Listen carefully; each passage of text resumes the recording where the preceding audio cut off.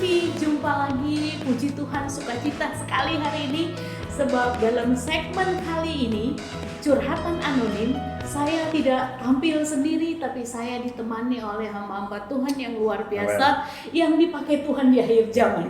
Saya akan perkenalkan, ada Bapak Pastor I Gusti Gede Sugiarta yang biasanya dikenal Pak Gusde gitu ya. Salam pemirsa, apa kabar? Ya, dan juga ditemani oleh istri tercinta Pastor Mika Sugiarta. Shalom. Ya, dan Bapak Pendeta Gusde dan istri sama-sama sedang menggembalakan sebuah gereja namanya Gereja Jos. Jesus our Savior. Luar biasa, Jos ya Pak, Jos. Nah, saudara, kali ini dalam segmen Curhatan Anonim kita akan membahas satu kasus yang dicurhatin kepada kami dalam tim kami. Kasus ini judulnya tentang betapa dia menderita ya. Kira-kira temanya betapa ibu ini mengalami masalah yang rupanya sangat menekan. Lebih baik saya bacakan ya ringkasannya ya. Ceritanya seperti ini. Shalom Pastor, ini ya curhatannya. Sebenarnya saya malu untuk menceritakan keadaan yang saya alami. Saya sudah menikah selama 7 tahun. 7 tahun. Awalnya saya bangga sekali dengan pilihan saya. Kenapa saya bangga? Sebab yang saya idam-idamkan suami yang ganteng. Dan terutama melayani Tuhan, itu sungguh-sungguh bisa saya dapatkan. Sebelum menikah, saya adalah wanita karir. Syarat dari calon suami saya waktu kami mau lebih serius untuk menikah yaitu saya tidak boleh bekerja lagi. Karena alasannya saya harus fokus di rumah tangga dan membantu pelayanan suami. Awal-awalnya baik-baik saja kami melayani bersama. Oh ya, anugerah Tuhan juga kami udah memiliki 2 orang anak. Masalah mulai mengganggu ketika anak saya mulai masuk usia sekolah. Nah, dan semakin diperparah sejak masa pandemi terjadi. Kebutuhan kami yang harus kami keluarkan itu semakin bertambah. Ada beberapa tawaran dari beberapa teman lama saya yang tahu persis kemampuan saya untuk saya bisa kembali bekerja. Tapi waktu tawaran itu saya diskusikan dengan suami saya, dia tidak setuju. Alasannya, dia kembali kepada komitmen awal. Ya, komitmen awal tadi itu Pak. Sementara keadaan yang semakin hari semakin payah, yang saya lihat suami saya tidak berbuat apa-apa. Selain dia berdoa, share firman kepada kami dan kepada jemaat. Nah, makin lama saya makin muak dengan keadaan ini. Saya jadi tidak bisa mendengar dan mengerti firman Tuhan yang dibagikan suami saya.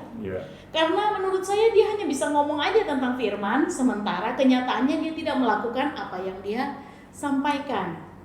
Bantu saya Bapak dan Ibu Pendeta, apa yang seharusnya saya lakukan. Nah, ini inti dari sebenarnya curhatannya panjang, tetapi tim kami meringkasnya sehingga dalam tempo yang 30 menit ini kira-kira saya memaksakan Bapak dan Ibu Pendeta untuk membantu memberikan solusi pada permasalahan yang dialami oleh ibu. Kita sebut aja namanya Ibu X ya. Ibu X ini mengalami masalah dan kira-kira saya ingin bertanya terserah mulai dari Bapak atau dari Ibu.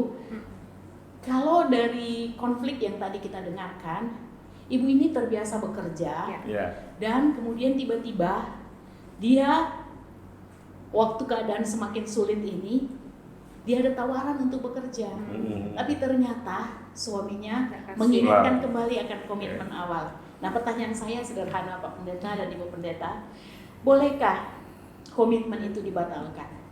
Ini siapa dulu nih? Iya Ibu, Bapak boleh. Oke. Kalau saya bicara tentang komitmen dibatalkan, istilah dibatalkan ini kan tidak bagus. Lebih bagus komitmen itu direvisi. Diperhalus. Ya, artinya batal merevisi. Karena kalau kita bicara tentang komitmen dalam sebuah pernikahan, kan memang bentuk bakunya itu ada di dalam kebenaran firman Tuhan. Ya, banyak ya dari kitab Efesus kita bisa melihat, dari Timotius juga kita bisa melihat tentang komitmen sebuah pernikahan dalam pernikahan kekristenan. Tapi untuk kasus dari Ibu X tadi, bagi saya pribadi sebagai seorang suami, saya melihat begini, ada 2 tipe wanita. Ya, yang satu memangnya satu memang wanita yang suka tinggal di rumah. sebagai ibu rumah tangga. Satu lagi wanita yang suka berkarir. Oh. Nah, kalau tadi saya dengar kesaksian daripada Ibu X tadi mengatakan bahwa dulunya adalah wanita karir. Otomatis kalau dari dua tipe wanita ini, dia termasuk adalah wanita karir. Dan biasanya kecenderungannya kalau orang yang sudah terbiasa berkarir dalam apapun yang dicita-citakan, itu harus berhenti. Nah, ini harus perlu banyak pengorbanan yang harus diambil, keputusan yang berat memang. Nah, kalau kita bicara tentang sekarang masalah apakah komitmen ini bisa dibatalkan atau direvisi kembali, bisa saja. Bisa ya. Asal dengan komunikasi yang bagus. Karena bagi saya situasi seperti ini, seorang istri boleh bekerja dengan catatan bahwa dia hanya membantu perekonomian yang ada di rumah tangganya. Ya, dia hanya membantu, bukan menjadi tulang punggung. Ya, seorang wanita tetap tulang rusuk bagi suaminya, tapi bukan tulang punggung bagi keluarga. Jadi dalam hal ini, kalau saya secara pribadi, saya sebagai hamba Tuhan, ada beberapa jemaat juga yang mengalami mungkin peristiwa yang sama seperti Ibu X katakan tadi, saya izinkan untuk sementara. Dalam pengertian bahwa kalau memang perekonomian keluarga ini sudah dalam tanda kutip urgent, harus benar-benar mendapatkan perhatian yang khusus, ya mau tidak mau bersyukur loh Ibu X tadi mengambil keputusan akan membantu yang namanya perekonomian keluarga ini, membantu suaminya untuk bekerja. Namun perlu diperhatikan untuk ibu ini, biasanya kalau orang sudah mulai dari biasa pegang uang, tidak pegang duit, ya sudah mulai seperti ikan dalam yang biasa di akuarium, ya sudah nggak ada airnya lagi, sudah mulai kelabakan, ya. Ketika dia tidak pegang duit, sudah terima duit lagi, apalagi duit itu dalam jumlah yang besar, ya. Yang perlu diperhatikan dua hal. Kalau dia bekerja, motivasinya apa? Motivasi. Ya. Motivasinya apa? Apa tujuannya hedonisme, ya, atau konsumerisme, yang suka belanja, istilahnya shopping, yang ingin tampilannya wah dan sebagainya. Alasan yang pertama cuci mata alasannya kan untuk membantu perekonomian suami. Kenyataan yang terjadi bahwa keinginan daging yang sudah mulai muncul. Ya, sudah keluar jalur ya. Yang kedua, kalau saya dengar tadi kan suaminya seorang hamba Tuhan, pendeta. Anggaplah bahwa Ibu X ini adalah ibu pendeta, ibu gembala ya. Yang kedua itu selain motivasi yang perlu diperhatikan adalah prioritas. Karena kalau sudah mengambil keputusan untuk menjadi istrinya gembala, otomatis mau tidak mau ibu harus banyak yang namanya pengorbanan. Ya, pengorbanan. Walaupun kalau saya lihat, karena saya sebagai gembala juga, istri saya juga bekerja juga, itu catatannya hanya tujuannya bahwa untuk membantu pelayanan saya dan juga untuk membantu yang namanya perekonomian di keluarga, dan prioritasnya tetap jelas. Bekerja tetap untuk mempermuliakan nama Tuhan. Sekarang dari pihak Ibu Gembala, seru ya, Esther Mika. Seru ya, seru. Dan kalau dari saya sih, saya bukan korban, tapi saya pelaku. Pelaku guys. Pelaku yang pertama, saya seorang istri hamba Tuhan, istri gembala, ya kan. Yang kedua, saya pun juga sampai saat ini saya pun juga masih ambil bagian untuk bekerja. Tetapi puji Tuhan, seperti apa yang dikatakan Bapak Pendeta suami saya, bahwa itu yang harus saya komitmenkan. Prioritas. Jadi prioritas berarti kembali kepada fungsi saya sebagai seorang istri dan plus sebagai seorang ibu. Jadi itu yang harus saya utamakan dulu. Kalau sebelum saya menikah, saya memang wanita karir, katanya mereka. Tapi setelah masuk dalam pernikahan memang ada komitmen yang kami buat. Dan berbicara batal atau tidak itu tadi sebenarnya memang betul yang dikatakan. Banyak sekali komitmen sebelum pernikahan yang kita buat, masuk dalam pernikahan banyak yang setelah kita revisi. Iya, berjalannya sesuai waktu dengan perkembangan zaman. Maaf nih Bu Gembala. Kalau dari tadi penjelasannya sebelum jadi istri gembala bekerja, maaf kalau saya tanya, tertekan nggak Bu? Maksudnya tertekan. Dampingi saya. Biasanya tertekan nggak dari biasanya yang tiap pagi mesti menyiapkan pekerjaan malam begini, terus sekarang tiba-tiba masuk dalam musim yang baru benar-benar yang harus menghadapi jemaah. Betul. Kira-kira kalau kalimat tertekan itu saya harus mulai belajar untuk tidak memakai kalimat seperti itu. Hapus dari kamus ya? Hapus dari kamus kehidupan. Karena tekanan nggak boleh. Karena apa? Saya mengambil keputusan untuk menjadi istri hamba Tuhan, istri gembala. Berarti itu jelas sudah tahu, ya kan? Tahu resikonya, tahu apa yang dikerjakan, tahu apa yang harus wajib dijalankan, seperti itu, ya kan? Jadi jangan nggak boleh tertekan. Jadi lakukan dengan sukacita ya. Tertekan nggak boleh, tetapi butuh pengorbanan. Jadi katanya harus dihapus, tertekan diganti dengan pengorbanan. Jadi tadi saya mengambil kesimpulan dan pertanyaan saya yang pertama, boleh nggak komitmen awal itu dibatalkan? Bapak Pendeta sudah menjelaskan bahwa tidak dibatalkan, tetapi direvisi. Oke, setuju. Cuma dalam catatan ada komitmen-komitmen yang memang tidak boleh direvisi. Ya, ada itu. Intinya kalau hanya masalah urusan bekerja atau tidak, itu adalah urusan persoalan-persoalan selama itu masih bisa dikomunikasikan dengan baik dan sesuai dengan kebutuhan. Tapi jangan merevisi, saya boleh cerai apa enggak? Nah, itu sudah bentuk baku yang tidak boleh direvisi lagi, dibatalkan lagi itu, gitu loh ya. Makasih. Berkembang lagi pertanyaannya begini Pak Pendeta. Ibu ini mengalami masalah karena apa? Dia melihat keadaan hidup mereka semakin sulit. Sementara suaminya itu nggak berbuat apa-apa. Yang ada suaminya cuma berdoa dan bagi firman. Yang sementara ibu ini sebagai istri dia tahu bahwa dia dan suaminya punya potensi untuk melakukan sesuatu. Gitu. Jadi kira-kira pandangan Pak Pendeta sebagai seorang pria ya memposisikan diri sebagai suami. Kira-kira apa itu Pak Pendeta ya? Apa yang harus dilakukan? Ya, karena saya sebagai hamba Tuhan, saya harus baca firman Tuhan. Ya.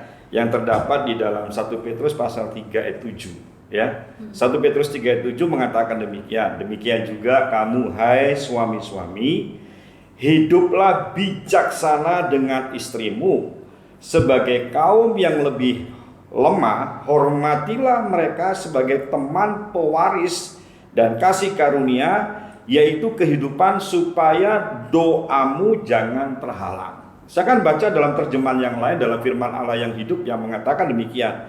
Para suami, hendaklah saudara bersikap bijaksana terhadap istri. Perhatikanlah kebutuhan mereka. Ya, ditekankan lagi, perhatikanlah kebutuhan mereka dan hormatilah mereka sebagai kaum yang lemah. Ingatlah bahwa istri saudara adalah sekutu saudara dalam menerima berkat Allah, dan jikalau saudara tidak memperlakukan sebagaimana mestinya, doa saudara mungkin tidak dapat dijawab. Saya tertarik dengan kalimat yang mengatakan perhatikanlah kebutuhan. Ya, kalau kita bicara tentang kebutuhan, memang saya bilang kebutuhan rohani itu harus yang utama. Tapi ingat loh, sering saya mengatakan, saya sendiri bilang apa? Saya itu suka dengan istri yang tampil cantik. Betul nggak?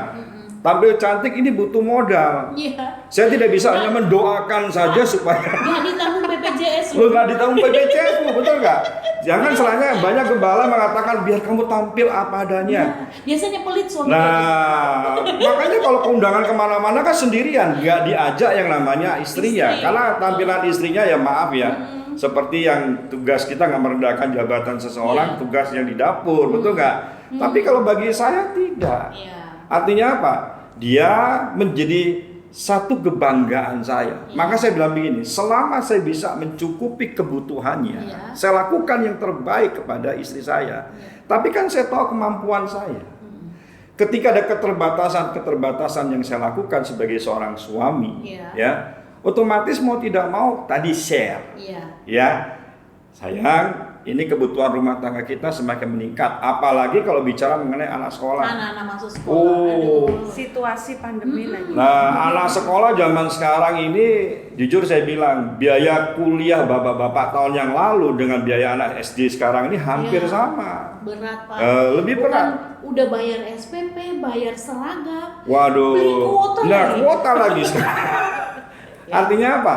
Kalau sudah seperti itu, daripada terjadi keributan di dalam rumah tangga dan kita hanya memberikan jawaban solusi-solusi melalui doa, mencari Tuhan dan sebagainya, ingat ya, memang berkat itu datangnya dari Tuhan. Tapi sekali lagi saya katakan, berkat itu tidak turun dari langit langsung di depan muka kita. Kalau memang kita punya potensi, punya namanya panggilan untuk bisa membantu yang namanya perekonomian dalam rumah tangga, otomatis kayak tadi, kalau saya aplikasikan dengan istri saya, silakan bekerja. Tapi dengan catatan dua tadi, motivasi dan prioritasnya. Itu, Ibu, Tuhan berkati. Gini loh Pak Pendeta, ya Bu Mika juga mungkin bisa bisa memberikan semacam kata-kata apa yang harus disampaikan ibu ini supaya si ibu ini waktu menyampaikan kepada suami bukan menyerang otoritas. Jadi ada suami ya, ada tipe-tipe suami kalau dia sudah bertahta, artinya dia sudah memakai otoritasnya. Jadi dia juga ada ayat, Pak. Jadi istri-istri tunduklah. Kira-kira Bu Mika, kira-kira dari sisi ibu sebagai seorang ibu gembala, kira-kira kata-kata apa yang harus dia sampaikan kepada? Mungkin kalau dari saya, yang jelas biasanya dengan kata-kata pasti agak sulit. Kalau dengan kata-kata, karena apa? Suami pasti merasa digurui, diatur itu juga, dan merasa otoritas ada di haknya suami. Keputusan apapun suami. Jadi kalau sudah suami mempunyai keputusan seperti ini, ya sudah, komitmennya itu jangan dilanggar seperti itu. Nah, balik lagi ayatnya, tunduklah seperti itu.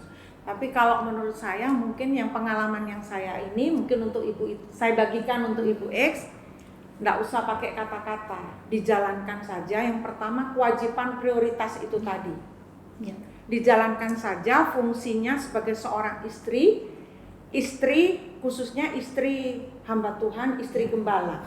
Berarti sebagai seorang istri dan seorang ibu. Jadi di rumah, contohnya rumah tangga harus beres, anak-anak harus beres, pelayanan terutama.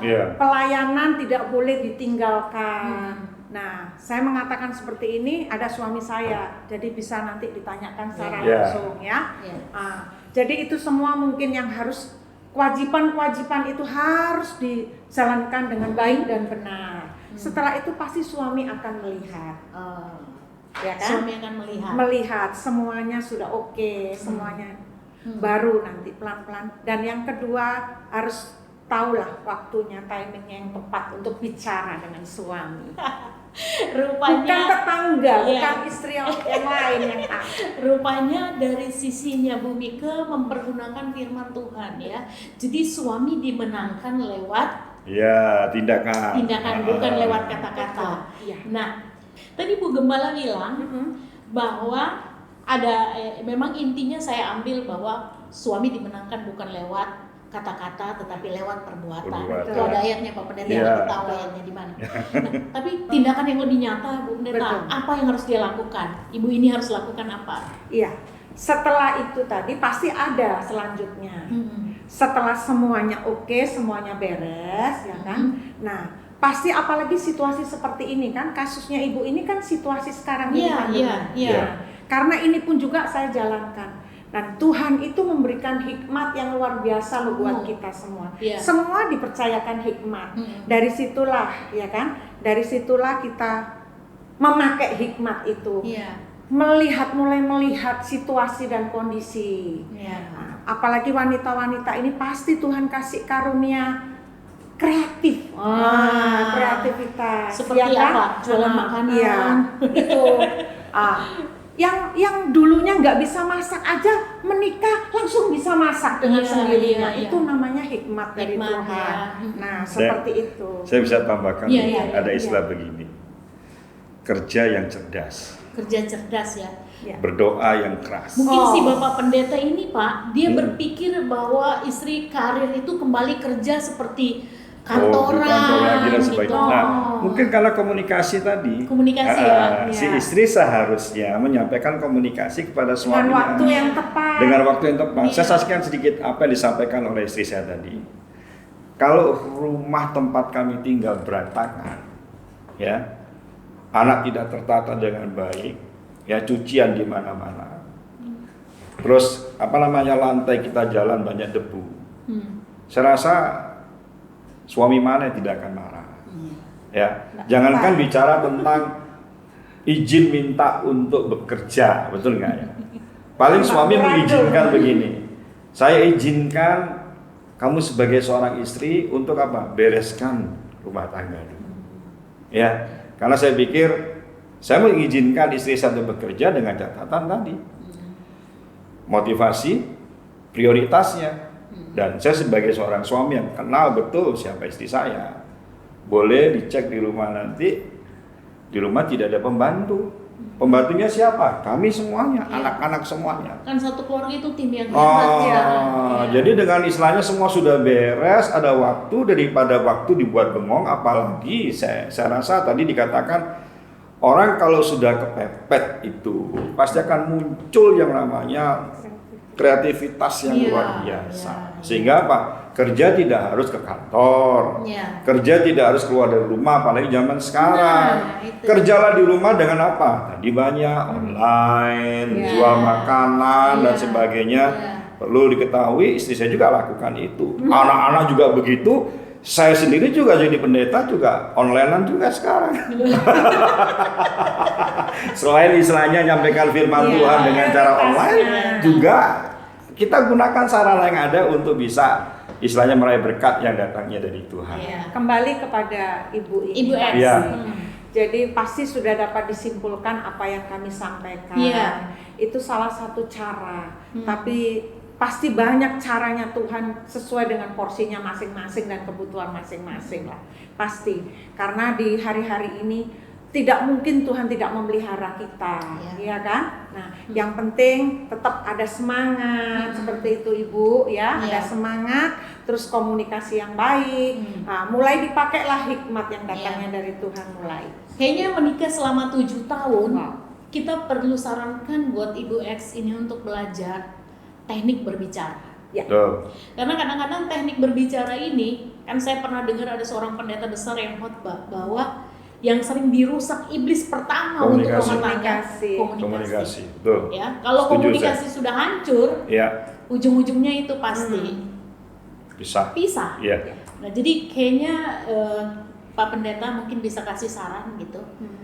Bagaimana dia menghadapi untuk berbicara kepada suami yang udah mental block dah kalau dia bilang enggak gitu. Tembok. Saya sampaikan begini. Kepercayaan yang diberikan oleh seorang suami terhadap istri itu perlu pembuktian. Ya, kalau saya bilang jadilah istri yang benar dulu. Tadi sudah dikutip ayatnya mengatakan bahwa hai istri tunduklah kepada suamimu. Tapi jangan lupa loh, ya, hai suami kasihilah istrimu. Istri tidak akan tunduk dengan suami kalau tidak suami mengasihi istri. Jadi solusinya untuk Ibu X ini dari hal yang kecil dulu, berikan rasa kepercayaan, tanggung jawab sudah dipercayakan kepada seorang istri, itu buktikan dulu. Kalau memang sudah betul-betul di pandangan mata suami, di rumah saja yang kecil dalam pelayanan dia nggak pernah absen, dia sungguh-sungguh punya prioritas yang jelas, motivasi yang benar. Saya rasa dengan tindakan tadi, komunikasi yang baik, hati suami pasti luluh lah. Dan jangan lupa didoakan, dipuasai, tidur tumpang tangan kepalanya. Kayaknya betul itu Pak. Itu benar-benar teknik yang jitu. Iya. Ya. Karena waktu kita berdoa, pasti yang kita keluar kata-kata iman. Iya. Yang Ibu Pendeta ya. Iya. Jadi waktu Ibu itu suami tidur mungkin ya. Iya. Usahakan betul-betul udah tertidur Pak ya. Iya. Jangan pas tengah tidur bisa dapat tampil. Bukan tumpang tangan, tapi bisa tumpang Iya. kaki nanti. Itu tetap perkatakan yang Iya, baik, betul. suamiku suami yang baik, Iya. suamiku suaminya Betul. Iya, kayak gitu, iya. gitu. Iya. Jadi ini sekarang kita berada pada segmen yang terakhir, Iya. pada percakapan kita yang terakhir. Kira-kira Pak, Iya. apa kata-kata nasihat untuk wanita-wanita di luar sana? Karena saya percaya karena Ibu X ini waktu dia dengar apa yang kita sampaikan tadi, pasti dia sudah menerima rema, Iya. menerima sesuatu yang luar biasa dan akan mengubahkan hidupnya. Sekarang pesan untuk yang di luar sana, baik bagi suami-suami gembala ataupun istri gembala, untuk apa yang harus dilakukan di masa-masa sukar seperti ini. Iya. Kira seperti itu. Saya, Ya. oke. Karena saya sebagai gembala juga, ya, dan juga istri saya adalah istri gembala dan juga bekerja. Saya juga bekerja, Ya. ya, bukan hanya Jadi intinya bekerja itu bukan dosa ya Pak? bekerja tidak dosa. Ya, ya. Justru yang malas itu yang berdosa. Nah, Sekali saya bilang bahwa Pak, itu ditekankan Pak, iya, malas yang malas itu dosa, Iya. gitu loh. Ada Malas itu ayatnya dosa. loh. Ya. Iya. Sekali saya sering mengatakan demikian ya. Hidup itu ya harus berhikmat. Hidup itu harus yang namanya tahu prioritas dalam hidup ini. Artinya begini, kalau dalam hal kita bicara tentang yang namanya pekerjaan, otomatis orientasi juga berkat, ya. Kita kembali kepada firman Tuhan, berkat itu berasal dari Tuhan. Iya. Tapi Tuhan tidak akan memberikan berkat langsung turun dari langit. Iya. Ya, ada usaha yang kita kerjakan melalui apa? Doa dan berusaha. Iya. Rugi dong kita pernah sekolah dulu, ya. Saya percaya Bapak Pendeta yang disaksikan tadi sebelum sekolah teologi atau sekolah sekolah Alkitab, Iya. pasti pernah sekolah juga di sekolah sekuler Iya. yang mendapatkan Iya. pendidikan yang istilahnya Pasti yang punya keahlian. keahlian Iya. gitu loh. Kenapa keahlian itu tidak dipergunakan? Toh dengan keahlian kita bisa melayani Tuhan kok. Yes, Gitu bisa loh. bisa memberkati jemaat. Bisa memberkati jemaat, melayani Tuhan, bisa bersaksi kepada yang lainnya tanpa kita gembar-gembor. Saya pendeta hanya bisa khotbah, saudaraku ya. Tapi saya pikir apa sekarang ini waktunya untuk semua pendeta jangan hanya tampilkan namamu sebagai pendeta, Iya. tapi tindakanmu nih, biar melalui tindakanmu yang bisa memberkati banyak orang. Orang Iya. bisa lihat, wow, yang begini nih yang belum pernah kita lihat, Wah, gitu loh. mantap. Yang begini yang belum pernah kita lihat, Iya, gitu iya. ya. Dan untuk Ibu X tadi sabar. Iya. Berdoa, minta hikmat dengan Tuhan, ya. Artinya apa? Ingat saja kalau orang dunia juga pernah mengatakan bahwa di balik kesuksesan seorang pria ada seorang wanita yang mendukungnya. Wow. Iya. Ya, Iya. ada seorang wanita yang mendukungnya. Dukung suamimu, doakan suamimu, kepercayaan tanggung jawab yang sudah dipercayakan dalam hidupmu, buktikan kepada dia. Dan saya percaya kuasa doa itu jangan diremehkan. Yes. Amin. Kuasa doa jangan diremehkan. Doakan. Daripada kita mengeluh, mencari persoalan, menyalahkan satu dengan yang lainnya, mendingan kita berlutut, berdoa, minta yang namanya Tuhan mengubahkan hati suami supaya diizinkan untuk bekerja dalam tanda kutip, bukan keluar rumah. Zaman now, Iya. itu kerja online banyak bisa kok, media banyak untuk dikerjakan, kenapa nggak lakukan Iya. itu? Yes. Oke. Luar biasa. Nah, yang terakhir, Cimike. Mungkin Cimike ini kita tahu bersama sebagai istri gembala, dia juga punya beberapa ide-ide usaha. Jadi coba Cimike boleh share mungkin kepada ibu-ibu pendeta di luar sana. Saya tahu Bu Mika ini jago juga untuk merangkai bunga. The best. Masaknya hebat. Masa the best. Iya. Bener nggak salah deh namanya Pro. John. silakan. Ya, terima kasih. Ya, mungkin boleh ya saya pesan buat suami-suami juga Iya. gitu. Di situasi seperti ini, khususnya yang tadi hamba Tuhan ya, Iya. pendeta. Bekerja itu tidak berdosa Bapak, yang gitu kan, ya. Tapi kembali kepada tanggung jawab Iya. sebagai seorang suami. Lepas daripada hamba Tuhannya juga suami, jadinya harus bertanggung jawab, perhatikan istrimu, Iya. ya kan, seperti yang sudah disampaikan. Nah itu saja untuk wanita-wanita, istri-istri dimanapun Yes, berada, ya kan? Hari-hari gini, mari tampilkan kreativitas Iya. kita, ya kan? Mm-mm. Fungsi kita sebagai seorang istri, Iya. fungsi kita seorang istri itu adalah penolong. Oh, iya. Jadi situasi seperti ini, mari kita tampilkan spirit penolong kita buat suami kita dan Ya, anak-anak melalui kita, ide kreatif. melalui kreativitas kita, hikmat yang Tuhan sudah Ya. berikan dalam Ya. hidup kita, supaya semuanya, keluarga kita, rumah tangga kita menikmati berkat Tuhan, dan kita pun keluarga kita boleh menjadi teladan buat keluarga-keluarga yang lain. Haleluya, Ya.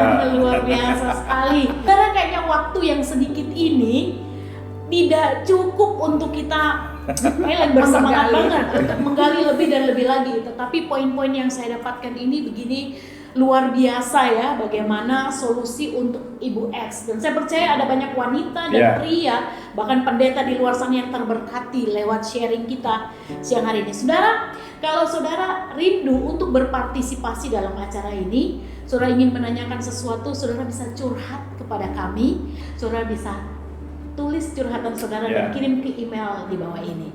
Nah, saudara, sampai berjumpa dalam segmen selanjutnya dalam Solution Talk Show Ada Jawaban TV. Shalom, Tuhan Yesus memberkati. Terima Memberkati kasih. semuanya. Terima Terima kasih. kasih. Semangat.